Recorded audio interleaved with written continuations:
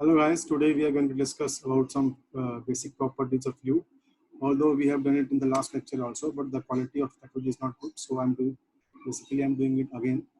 So fluid mechanics, in which this topic we are going to discuss today about the basic properties of the fluid. But before that, we must understand what is fluid mechanics. So the content of my today's topic is going to be introduction part of fluid mechanics. Then what is fluid, what are fluids, and what are basic properties of the fluid. So starting, we are doing with what is fluid mechanics. So it is the branch of science which deals with the study of fluid when the fluid is at rest as well as when it is in motion. So in fluid mechanics, basically we study the fluid when it is at rest as well as when it is in motion. It basically consists of three branches. First one is called fluid statics. So fluid static basically means that the fluid is at rest. So the study of fluid when it is at rest is known as fluid statics. Second is called fluid kinematics. If the fluids are in motion, but the pressure forces are not considered, that the study of that fluid is called fluid kinematics. Whereas last one is called fluid dynamics, in which the fluids are in motion and the pressure forces are also considered. So this type of study is known as fluid dynamics. So the basic difference between the fluid kinematics and the fluid dynamics is that in the fluid kinematics, pressure forces are not considered, whereas in case of fluid dynamics, pressure forces are considered. So this is all about the three basic branches of fluid mechanics. After that, what exactly a fluid is? So matter basically consists of two states, as you guys know that first is called solid state and second is fluid state. Now when I say fluid, fluid basically contains liquid as well as gases. So the basic difference between the both is that solids are rigid because the spacing between the molecules of the solid is the main thing that is responsible for the behavior of the solids to be as rigid body. Since the spacing between different molecules of the matter depends basically upon the behavior of the matter when it is subjected to stresses. The solids in molecules are compact, they are very close to each other. So because of that, the solids are rigid and they are compact. But in case of fluids, which means liquid as well as gases, the liquid basically the molecules basically are free to move. They can move within the fluid mass. So अगर वो move कर सकते हैं, it means that the fluids do not possess any rigidity of form. So they are not rigid. The molecules can move. So that is the basic reason that in fluids, liquids as well as gases, we say that the molecules can move, where in case of solid, the molecules cannot move. They are very rigid. So that is why the solids are rigid and they are compact. Now, what is the difference between the fluids? So in fluids, we have liquids and we have gases, but the main difference between them is that the liquids flow and basically they take the shape of the container in which they are put in. So basically we can say that their volume remains constant. They can take the shape of any container in which they are put in. Whereas gases basically expand to fill the available volume. It means gases का जो volume है वो increase करेगा या फिर decrease करेगा अगर आप उसका space change कर रहे हो automatically. So depending upon that, we can say that liquids are incompressible. We cannot compress the liquid because their volume remain constant. They take the shape of the container in which they are put in. Whereas the gases are compressible because if we increase the pressure or decrease the pressure, depending upon that, the volume of the gas is going to increase or decrease. So we can say liquids are incompressible, whereas gases are compressible. Now, here I'm also using a picture. It says that carrots are liquid. So it is just for example point of view. Carrots are not actually liquid, but the quality they are having, they are very agile, flexible. The main property is that they are basically taking the shape of the container in which they are put in. Now this carrot basically is taking the shape of the container in which it is put in. So we can say it is having a constant volume. So they are basically behaving like liquids. So that is why I write the carrots are liquid, although they are not. After that, we are going to discuss about some fluid properties. So today we are going to discuss about mass density, specific weight, specific volume, and specific gravity. So what is mass density? Mass density basically is defined as a ratio of mass per unit volume. It's called mass density. The units of mass density is going to be kg, that is for mass, upon meter cube, that is for volume. So you can see the formula also. It is m upon v, where m is the mass and v is the volume.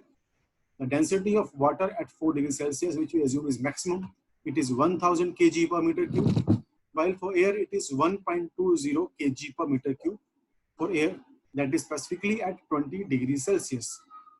Density of ice again is an important property. It is 900 kg per meter cube. That is why when we put ice into water, it floats, because density of ice is less as compared to density of water. So the fluid with lesser viscosity is going, lesser density is going to float. So ice floats on the water. Density of petrol is 750 kg per meter cube. Similarly, density of diesel is 850 kg per meter cube. So these are some basic values. We must know what is the density of ice, what is the density of mercury, what is density of petrol, what is for diesel, what is for ice. And density of mercury is 13.6 into 10 to the power 3 kg per meter cube. That again is a very important term. Next is specific volume, specific weight or specific density.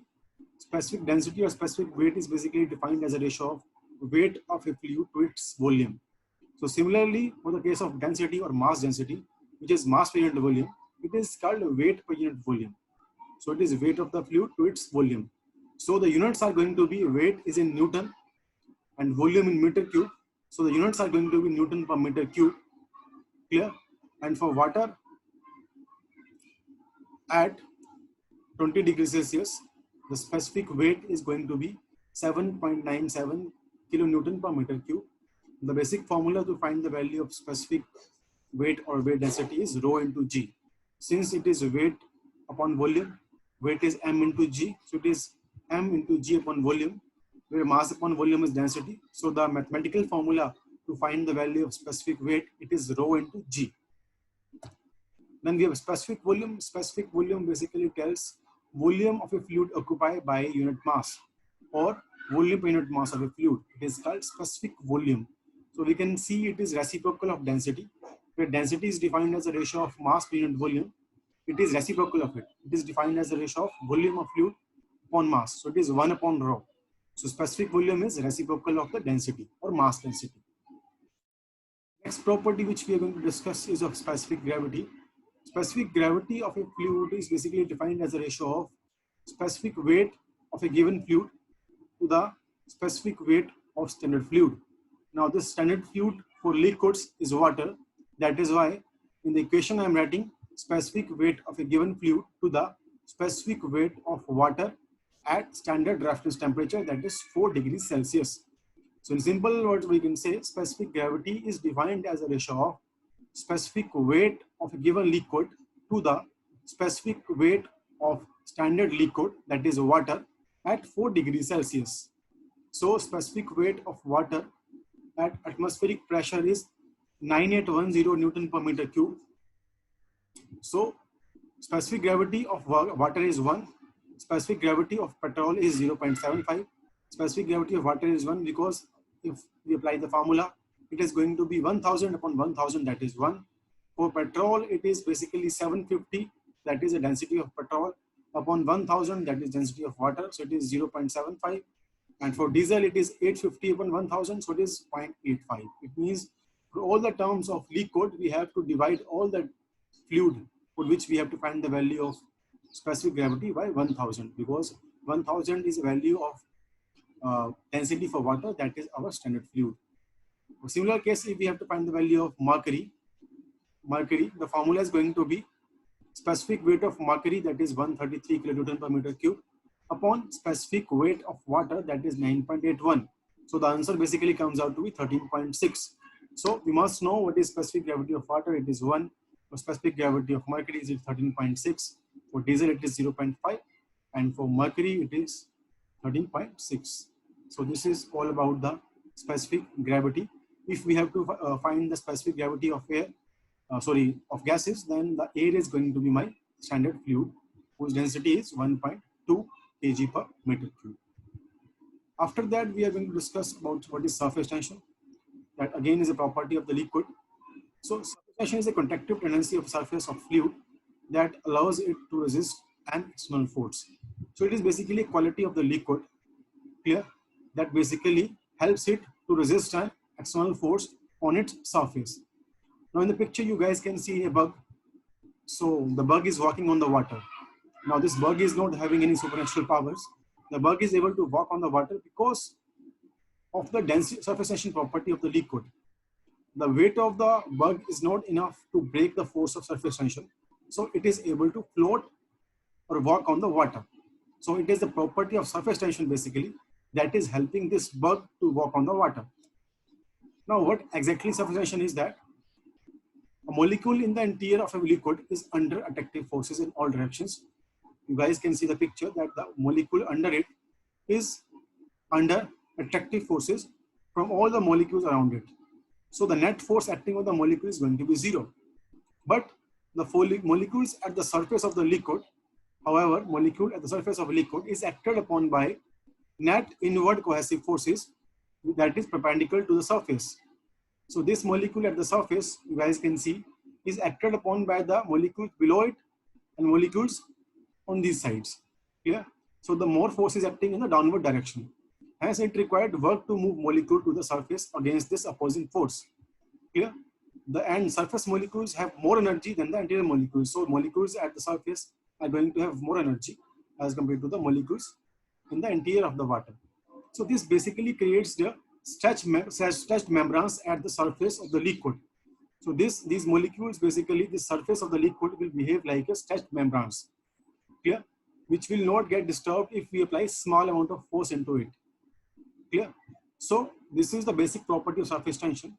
Surface tension is basically defined as a ratio of surface tension force upon the length over which the surface tension acts. So if we have to find the value of units of surface tension, it is basically going to be Newton per meter, where Newton is basically for surface tension force and meters is for the length over which it is acting. So this is all about the surface tension force. So this is all about the properties of the fluid. And after that, in the next class, we will discuss about the kinematic viscosity. Till then, guys, please, if you have any query, any doubts you guys have, please write me in the comment section. Please subscribe my channel, that is Mechanoreceptor. Thank you very much.